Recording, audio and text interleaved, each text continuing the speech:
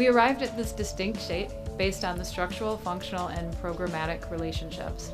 The sleekness of the design is intended to minimize the dust storms that may come along.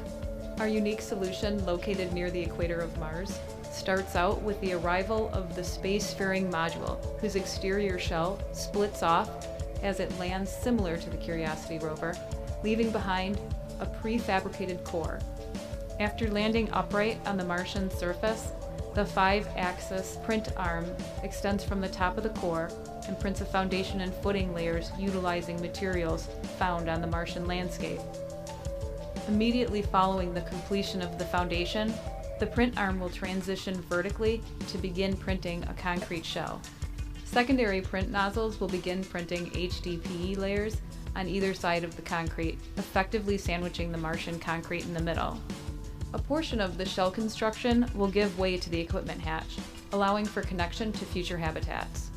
When the shell construction reaches the height of the laboratory level, floor plates and supporting structural members will deploy from the pre-manufactured core, which will rest upon the newly printed shell.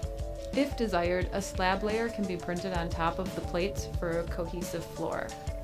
The shell construction will continue, progressing upward. Daylight will be allowed into the habitat by means of reducing or eliminating portions of the central concrete layer in the exterior shell makeup to have just the HDPE layers as the skin. The location of these daylit portions will strategically correspond to programmatic elements of the habitat and will highlight the intricate nature of 3D printing capabilities and parametric modeling.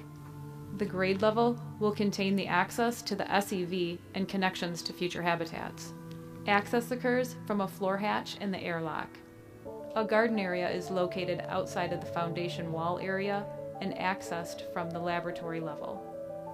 The design of an oblong projection in the shell allows for a great deal of daylight for gardening and food production. The medical exam and procedure room, along with an emergency shower, are located nearby should any urgent action need to occur from outside the habitat. The lab is located adjacent to medical. Next to the lab is the communications room. We then have a stair that leads to the living level and one that leads down to the ground level. Next to that is the garden room that can be used to grow plants from seedlings, as well as plants that require different environmental conditions than the ones out in the light at grade. After the lab level is complete and the shell reaches the height of the living level, another set of floor plates will deploy, and the process will repeat until the habitat reaches its terminal height. On the living level, we have 4 uniform bedrooms, a recreation area, a dining wardroom, and an exercise area. The food prep and storage areas will be built into the prefabricated core. Besides the stair that goes down to the lab level, there also will be ladder access to the floor above. The upper level will house the 3D printing operations and storage. When complete, the pre-manufactured core will contain all of the plumbing, ventilation, and life support equipment required for the duration of the astronaut's stay, including toilet facilities, a kitchen, and laboratory hookups as required. Communications equipment will be pre-wired into the central core and will extend through the shell near the top of the habitat.